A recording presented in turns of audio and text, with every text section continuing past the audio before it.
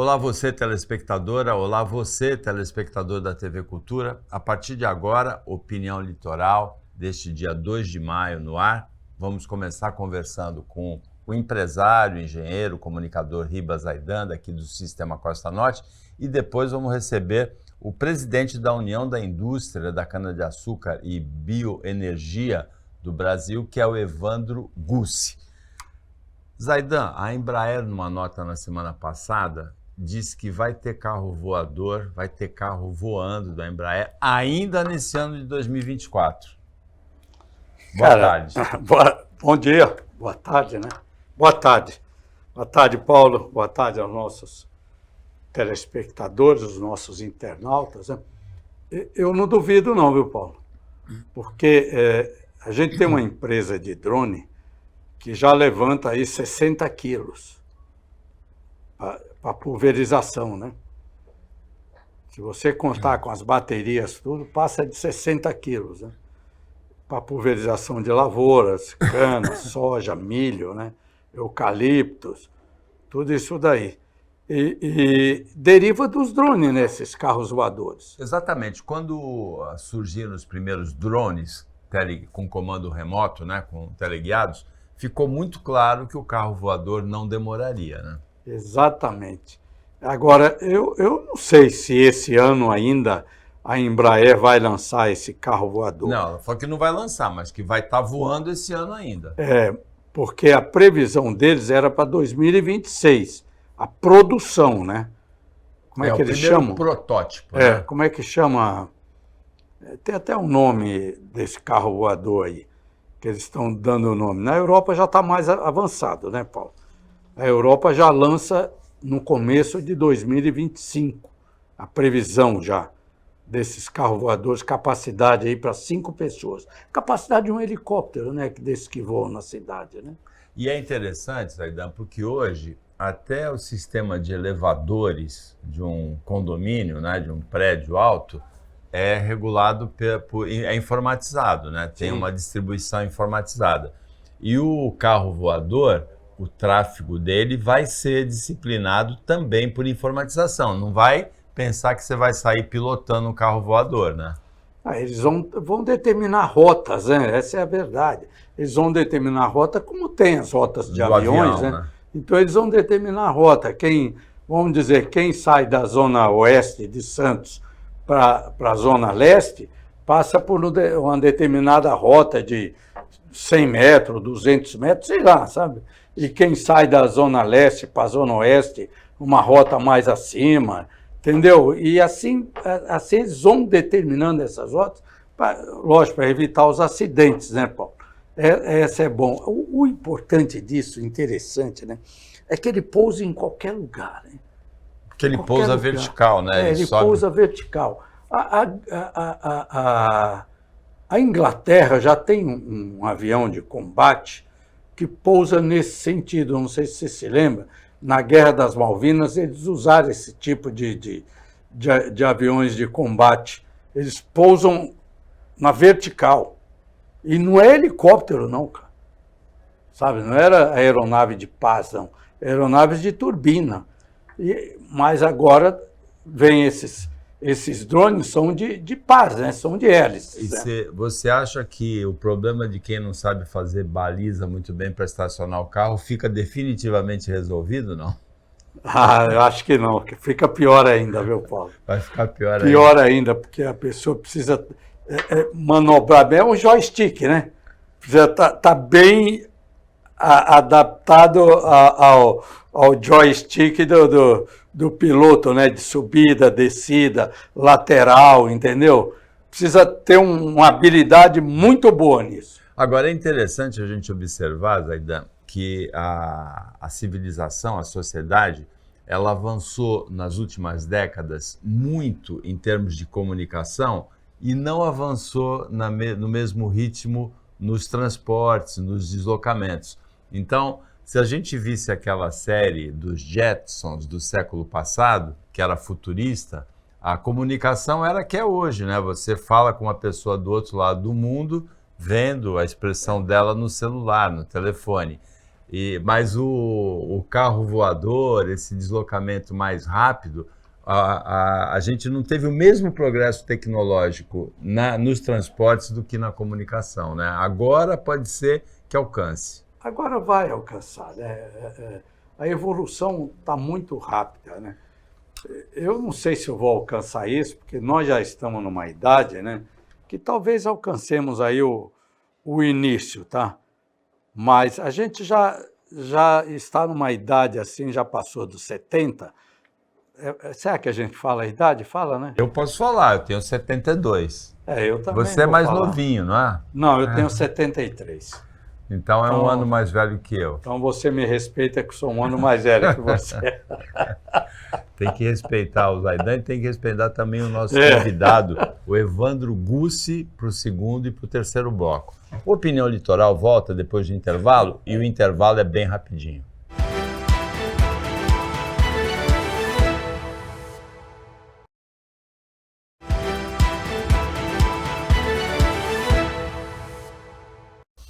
Voltando com Opinião Litoral, nesse bloco a gente já recebe o presidente da União da Indústria da Cana-de-Açúcar e Bioenergia, Evandro Gussi, o Ribas Zaidan, comunicador, engenheiro, empresário, continua participando como comentarista. Boa tarde, bem-vindo, Evandro.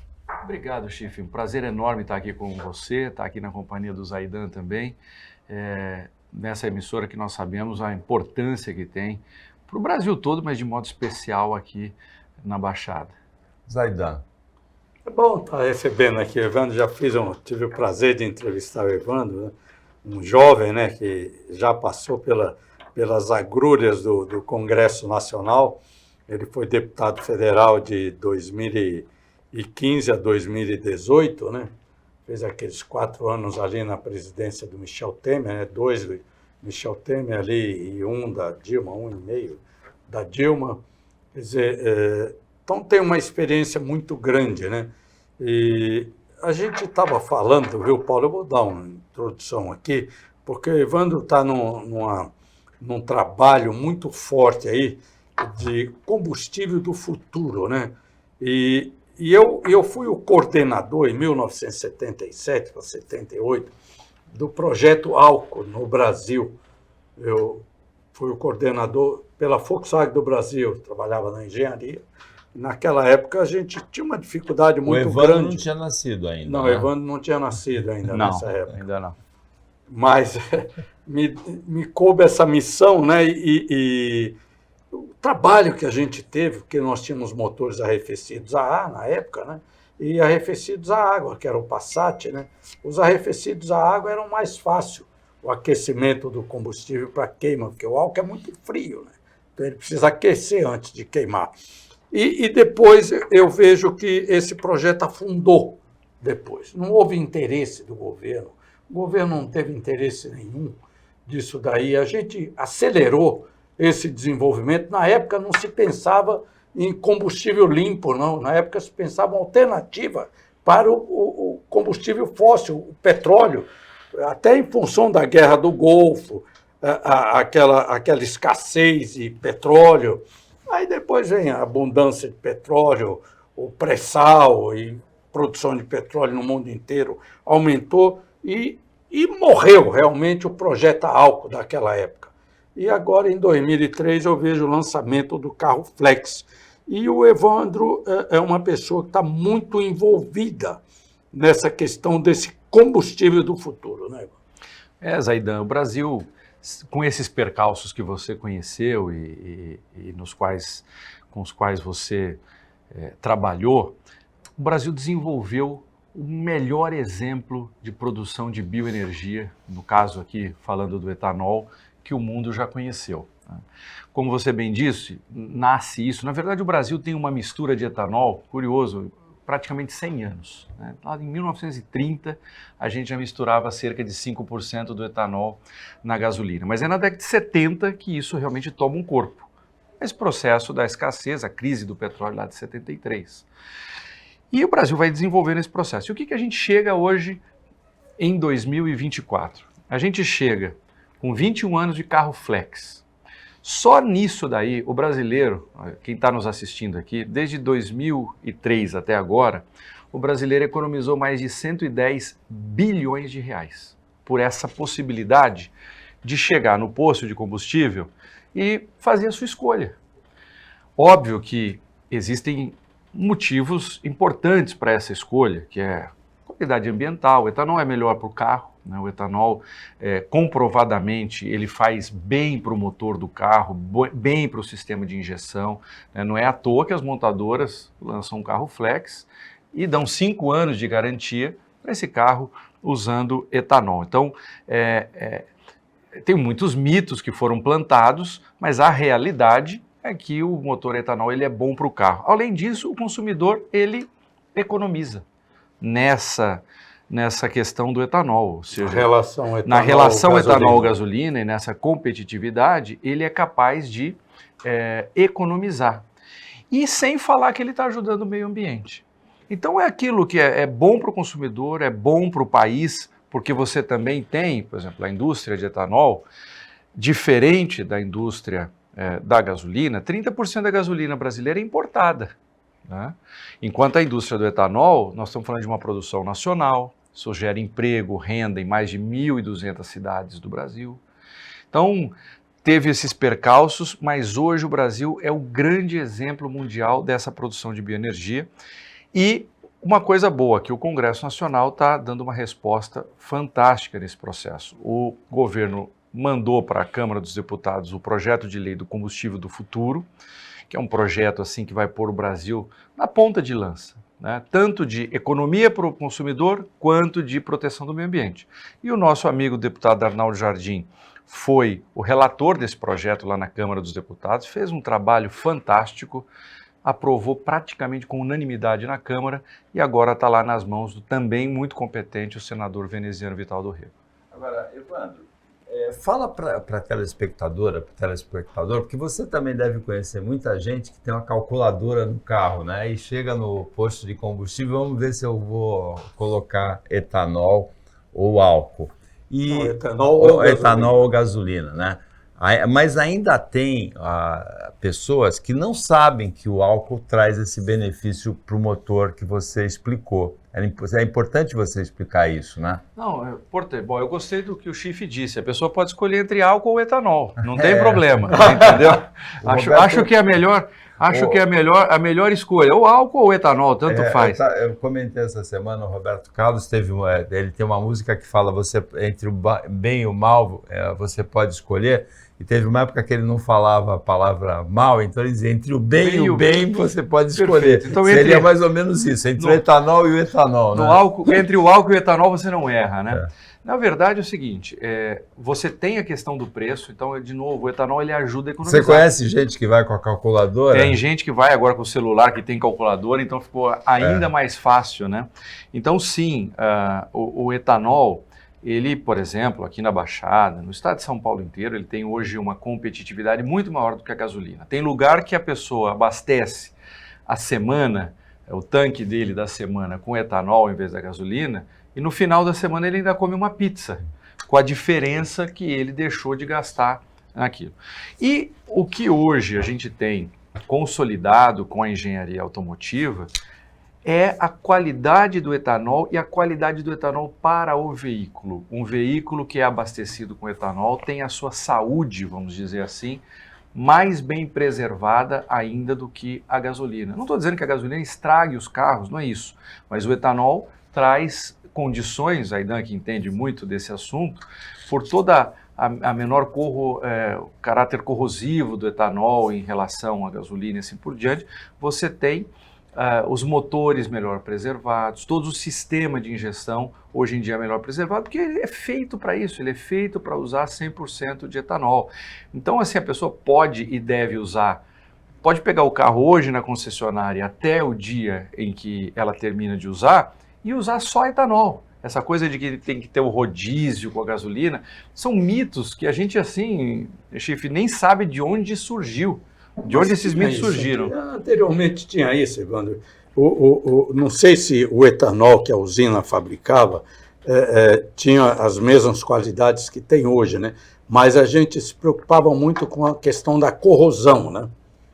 Você tinha, o que acontece, assim, nós tivemos um período anterior. Houve uma modernização na produção do etanol?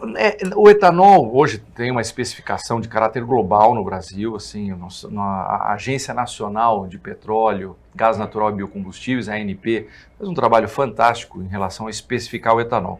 Mas muitas vezes os mitos nascem do momento anterior ao carro flex, porque para a gente recuperar a história aqui, quem tem um pouquinho mais de idade, lembra que nós tivemos o carro a álcool, né? Eu me lembro criança em ter o carro a álcool. Depois teve o problema com o carro a álcool, faltou etanol, porque o preço da gasolina baixou demais e aí não compensava fazer etanol, e aí volta o carro a gasolina.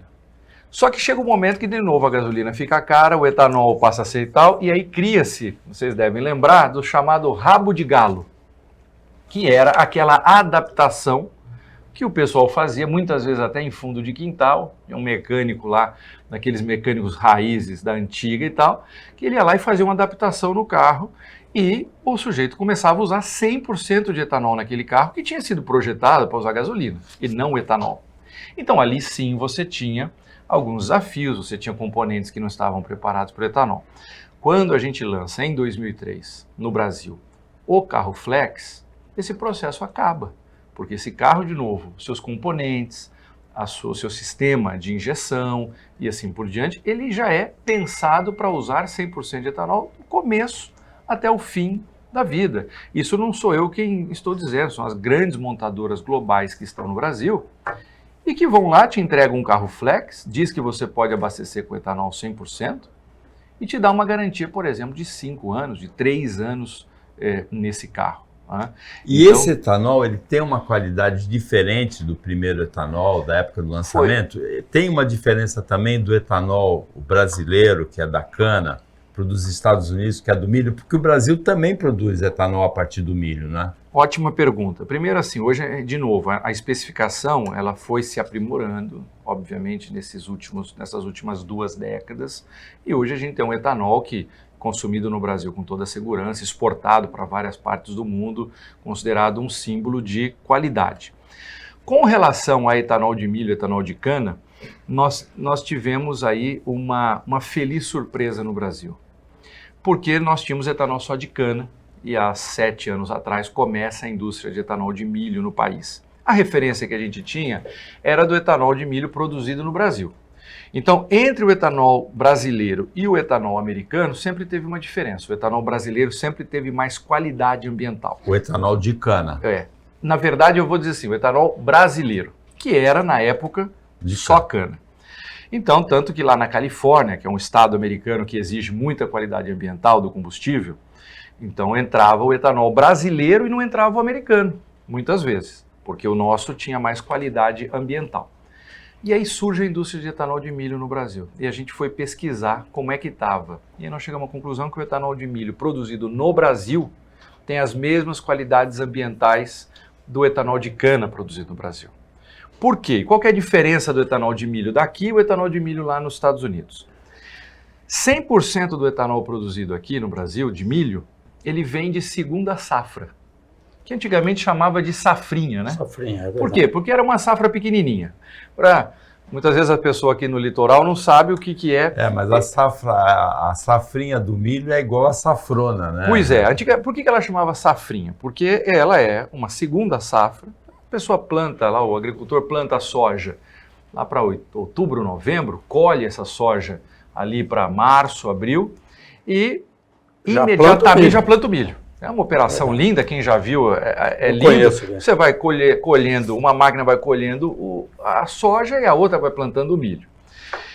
E era só 10% da área de soja lá atrás, ela produzia também uma segunda safra de milho no mesmo ano, né? Hoje não, hoje você já aumentou, tanto que não fala mais safrinha, fala segunda safra, né? Então 100% do etanol de milho vem dessa segunda safra. Então esse é um primeiro ponto, você está usando a mesma terra, você está usando o mesmo adubo, você está usando muitas vezes o mesmo defensivo agrícola, então isso já dá uma qualidade ambiental muito melhor. Lá nos Estados Unidos, o etanol de milho vem de um milho que é uma safra só. porque depois vem o inverno e eles não conseguem fazer uma segunda safra. Então essa é a primeira grande diferença. E a segunda grande diferença é que lá, para você ter uma usina funcionando, você tem que ter eletricidade nela, energia elétrica, e você tem que ter o vapor para caldeira, para uma série de elementos da usina. Lá, eles geram essa energia e esse vapor de gás natural, ou do que a gente chama do grid, da energia elétrica americana, que é muito baseada em combustível fóssil. Aqui, 100% da geração de energia elétrica e de vapor da indústria de etanol de milho, do mesmo jeito que já é na cana, é de biomassa. Ou seja, então você tem uma qualidade ambiental ao final do dia desse etanol, tanto da cana quanto do milho, muito superior àquela que você encontra nos Estados Unidos. O Opinião Litoral para o intervalo, é bem rapidinho, fica com a gente.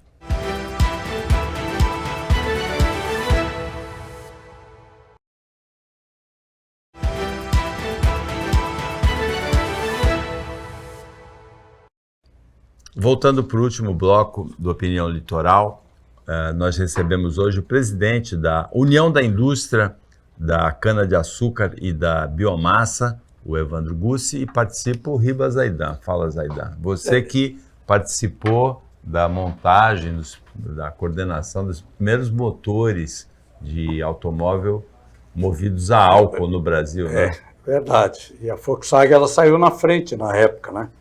Na época a Volkswagen foi pioneira, uma pena que afundou, né?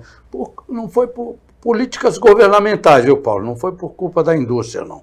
Políticas governamentais, águas passadas, né? Mas teve, como disse o Evandro, apesar dele não ter nascido ainda nessa época, ele relatou bem, houve aquela oscilação dos preços do petróleo, né? O petróleo ficou muito caro e depois voltou a ficar muito barato. Mas naquela época não se pensava em atitudes ambientalmente corretas, não se pensava em carbono, lançamento de CO2 na atmosfera, não se fazia 2 milhões de veículos por ano, como se faz hoje no Brasil, entendeu? Naquela época não tinha nada disso. Nem se produzia petróleo também, no ritmo que Mas produz hoje a preocupação é com o meio ambiente, né? Essa é a verdade. Principalmente o foco do mundo está no Brasil. Porque a Europa já foi o que tinha que devastar, já devastou tudo. A Europa não tem mais nenhuma árvore para derrubar. Essa é a verdade. Tirando aquelas florestas dos Alpes lá, que de vez em quando a gente vai esquiar lá, ia esquiar, agora eu não esquio mais, o resto que sobrou está no Brasil. E o Brasil é o pulmão do mundo. Eu gostaria que você falasse sobre esse projeto Combustível do Futuro, que foi aprovado pela Câmara Federal, relatado pelo grande puro-sangue árabe, eu chamo ele de puro-sangue árabe, que é o Arnaldo Jardim, deputado federal Arnaldo Jardim, já de 5 mandatos, 5 ou 6 mandatos, uma coisa assim. Eu gostaria que você falasse sobre esse projeto Combustível do Futuro. O combustível do futuro é isso, é o combustível que o Brasil pode oferecer para os brasileiros e também como exemplo para o mundo, para o futuro, que é isso que o Zaidan acabou de falar, ou seja, a grande preocupação hoje é com o meio ambiente. É uma situação urgente, isso pode e vai determinar o modo como a gente vive, como as próximas gerações vão viver, então isso é uma coisa fundamental. E uma maneira que a gente tem para atacar esse problema é reduzir as emissões do chamado gás carbônico, do CO2. E o etanol contribui demais com isso. Ele reduz até 90% das emissões. É difícil a compreensão, mas você abordou de uma maneira interessante no bloco anterior. A vantagem ambiental não é só no uso do etanol, é na produção do etanol. Justamente, né? Na produção, Chif. Então, na produção... A maior vantagem é na produção. Na produção, nós temos, graças a essa planta que está também capturando carbono, né, e todo um processo produtivo que cada vez mais vai ganhando eficiência, nós temos uma redução de até 90% quando você compara com a gasolina. Então, o projeto de lei do combustível do futuro, primeiro, estabelece um jeito inteligente e científico de medir essas emissões. Porque tem muito país, mundo afora, que fala que lançou um carro sem emissão. Olha que o meu carro é 0 emissão. Tá? Só que você vai ver por exemplo, é um carro elétrico, não tem escapamento, ele não tem emissão ali no veículo. Mas quando você vai ver a energia elétrica que ele está usando, você vai ver que ela é feita, por exemplo, do carvão mineral. Como que ela foi a produzida, 30 né? quilômetros dali. Quer dizer, então não, você tem uma emissão muitas vezes até pior do que a da gasolina. E aqui eu estou dizendo, o carro elétrico tem um papel importante, tá? No processo de combate às mudanças climáticas, mas desde que a energia elétrica seja também limpa, o que não é a realidade na Europa, o que não é a realidade nos Estados Unidos, o que não é a realidade na China, por exemplo. Então, o etanol não, o etanol ele reduz as emissões. Né? Quando você planta a cana, você captura carbono. Você captura o carbono, depois o carbono que a planta depois que você vai, tanto na fermentação quanto na queima do etanol, ele vai ser capturado de novo pela planta. E aí o que a gente tem é no trato disso daí você ainda reduzir as emissões. Agora, fala um pouquinho de emprego. Quanto que a indústria da cana, você é o presidente da União, gera de empregos, movimenta de renda no Brasil? Você tem uma estimativa? Nós temos 700 mil empregos diretos. 700 mil. E cerca de 2 milhões e 100 de empregos indiretos. Eles são concentrados em São Paulo? Não, 50% da produção está aqui em São Paulo, outros 43% estão entre Minas, Goiás, Mato Grosso do Sul e Paraná, e entre 7% e 9%, depende da safra, isso está no Nordeste. Né? A gente tem uma integração muito grande hoje no Brasil, toda a indústria. Agora, voltando nesse tema aqui ambiental, então o etanol, nesse projeto Combustível do Futuro, a gente primeiro vai lá e faz a medição adequada disso. Segundo, o projeto prevê que o etanol saia dos atuais 27% de mistura na nossa gasolina e vá para 30%. Para quê? Para ter uma gasolina melhor. O Zaidan conhece isso muito bem. O etanol ele aumenta a chamada octanagem da gasolina. A octanagem diz respeito à performance da gasolina. Não vou entrar aqui em aspectos mais técnicos, mas a octanagem é isso. A gasolina fica melhor, fica com uma melhor performance. Você preserva um pouco mais ali a explosão, a queima dela, para ficar no momento mais ideal. Melhora o desempenho. E melhora o desempenho do carro. Por isso que você olha lá no manual do carro, o carro tem mais potência com etanol do que com gasolina. Ao lado disso, o projeto de lei traz uma outra coisa fundamental, que é o biometano. Essa vai ser a grande nova fronteira da bioenergia no Brasil. O que é o biometano? É o mesmo gás do gás natural. É a mesma molécula, a mesma coisa. Só que enquanto um emite 90 gramas, o outro emite 4, 5, está chegando a 0. Tá? E esse biometano serve para quê? Serve para substituir gás natural, na indústria, por exemplo. Então você vai ter amônia verde com ele. Você tem como substituir o diesel, né? As expectativas, os prognósticos da Biogás dizem que nós vamos ter uma redução de uma substituição potencial de até 70% do diesel do Brasil por biometano. Né? Caminhões, ônibus a biometano, a gente já tem teste isso, inclusive nas nossas usinas. Várias indústrias estão projetando isso. E o biometano também está nesse projeto de lei, ou seja, pela primeira vez a gente inaugura uma política de biometano no Brasil, algo que já existe de alguma maneira na Europa, e também o chamado projeto de captura e armazenagem de carbono, porque uma parte desse carbono que é emitido ainda, na produção do etanol, na sua fermentação, você consegue armazenar esse carbono e estocá-lo, chama estocagem geológica. Desde que você tenha um poço ali com as características adequadas, você realmente assim, injeta lá no subsolo aquele CO2, tem todo um controle para isso e tudo mais. Esse conjunto que está ali no combustível do futuro, somado com o combustível sustentável de aviação, com o hidrogênio verde, pega o seguinte, o país mais bem posicionado hoje no mundo para enfrentar esse ponto. O hidrogênio verde está dentro desse projeto. Tá, e pode ser feito do etanol. A gente não fala mais hidrogênio verde, porque esse negócio de cor não resolve nada, foi uma coisa que a Alemanha desenvolveu e que não faz muito sentido. A gente fala assim, hidrogênio de baixo carbono, ou seja, como o etanol tem 6 átomos, né? Eu não sou craque em química não, mas o etanol tem 6 átomos de de hidrogênio. Então você consegue de capturar. Oxigênio, 2 de carbono. É isso daí, ó. O Chifre é craque em química, E já engenheiro percebi. civil, hein? Pois o metano é que só CH4. um carbono e 4 É isso aí. hidrogênio. Então dá para você tirar hidrogênio tanto do biometano quanto do etanol, por um processo chamado de reforma. Tá? Então você tem a eletrólise, que é um jeito de fazer. Você vai lá, dá um choque na água e tira os 2 átomos de hidrogênio. É uma maneira inteligente, importante, mas uma outra também muito inteligente é você tirar o hidrogênio do etanol ou tirar o hidrogênio do biometano.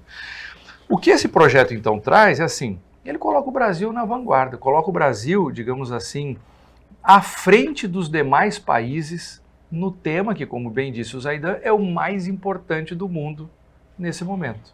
Então, o deputado Arnaldo Jardim fez um trabalho fantástico. Veja, você na Câmara dos Deputados conseguir aprovar um projeto praticamente com unanimidade, É verdade. não é um negócio simples. Eu fui deputado federal, então o Arnaldo, que é um craque, é uma pessoa com muita competência e tanto serviço prestado ao Brasil, fez realmente uma coisa fantástica ali.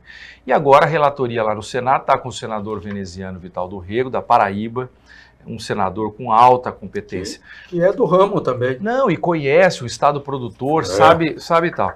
E nós temos hoje na Câmara e no Senado os 2 presidentes, o deputado Arthur Lira e o senador Rodrigo Pacheco, são 2 pessoas que entenderam completamente e com muita profundidade o papel que o Brasil tem hoje. Porque, Chifre, Zaidan, eu tenho viajado para muitos lugares, há 15 dias eu estava no Vietnã, em Bangladesh. É impressionante como as pessoas nesses países querem o exemplo que o Brasil já desenvolveu nesses últimos 40 anos. Tivemos tropeços, tivemos isso, mas isso é a vida, né? Quem está nos assistindo, na sua vida também tem tropeço, levanta e assim por diante. É o jeito real de viver, mas o final é que o Brasil construiu o melhor exemplo de bioenergia, o melhor exemplo de sustentabilidade na questão de combustível no mundo. Evandro, a gente vê uma caça às bruxas de alguns países europeus, principalmente da França, cobrando muito do Brasil. Essa questão ambiental, de preservação. Você que já foi deputado, conhece bem esses meandros, viaja o mundo, isso é uma seletividade? Eu vejo 2 coisas. Primeiro, você tem um processo de protecionismo, né? Quando a gente pensa que uma propriedade europeia vai ter ali 2, 3, 5, 10 hectares, e aí vai competir com o tamanho do Brasil, né? Ainda que a gente use muito pouco da nossa área no Brasil, a gente usa 6, 7% para agricultura, né? 8%. Para cana a gente usa 1% do território nacional. As pessoas acham que tem muita cana no Brasil. É 1% do território, né? 66% do território brasileiro é floresta nativa do jeitinho que os portugueses entenderam, chegaram aqui, e nós temos que preservar isso aí. Tá? Então a nossa posição é que a gente tem que preservar a Amazônia, tem que preservar esses biomas sensíveis. Isso aí é fundamental para o país, para o nosso desenvolvimento, até mesmo para a agricultura. Mas agora, você fala dos produtores, de um lado tem esse protecionismo e de outro tem uma falta de conhecimento. Eu vou dar um dado que não é do meu setor. Um eucalipto aqui no Brasil, ele demora 7 anos para ficar pronto. Tá? Plantou até ele crescer. Uma árvore semelhante na Finlândia demora 70 anos, de 7 para 70. O clima, né? Então, quando você vê, o europeu vê que o Brasil produziu celulose, que o Brasil produziu grão, que o Brasil produziu isso, produziu aquilo, muitas vezes na cabeça dele, isso aí está sendo feito à custa de desmatamento. E não é verdade, é porque nós temos uma eficiência, tanto do nosso clima e tudo mais, mas também da tecnologia que hoje está no campo. Chegamos ao final, né? O que você gostaria de falar para a telespectadora, para o telespectador da TV Cultura? Chifre, eu queria agradecer. Você está otimista em relação ao futuro? Eu não estou otimista, eu estou realista, Chifre, realista de que o Brasil tem a sua grande oportunidade, mais uma vez, porque hoje o mundo precisa reduzir as emissões de CO2. O jeito mais fácil de fazer isso, no caso dos carros, é com o etanol sendo utilizado nos veículos leves, é com o biometano, ao lado do biodiesel e outras tal, mas falando aqui do biometano nos veículos pesados. Além de fazer um grande bem para o Brasil, esse tipo de tecnologia que a gente já dominou, que a gente entende como fazer, sem dúvida vai fazer muito bem para a América Latina, África e Ásia. Você, experiente, já esteve no Congresso, você acha que vai ser aprovado facilmente no Senado. Rapidamente. Olha, o senador veneziano, de novo, é um senador brilhante, uma pessoa que entende muito, e a gente vê no Senado Federal um apetite muito grande pela transição energética. Claro que o Senado tem que se debater, tem que pensar, é o papel dele, mas nós temos absoluta confiança de que o Senado vai dar esse presente, como já deu a Câmara dos Deputados, ao povo brasileiro. Chegamos ao final do Opinião Litoral deste dia 2 de maio, agradecendo muito a participação do Ribas Zaidan, o trabalho da equipe técnica de jornalismo do Sistema Costa Norte, e tivemos muito prazer em receber o presidente da União da Indústria da Cana-de-Açúcar e Bioenergia, o Evandro Gussi. Muito obrigado pela participação e boa sorte aí na continuidade da carreira. Obrigado, Chifre. Obrigado, Zaidan. Prazer estar aqui com vocês. Para você, telespectador, até amanhã, nesse mesmo horário depois do Jornal Litoral. Um ótimo dia para você que você merece.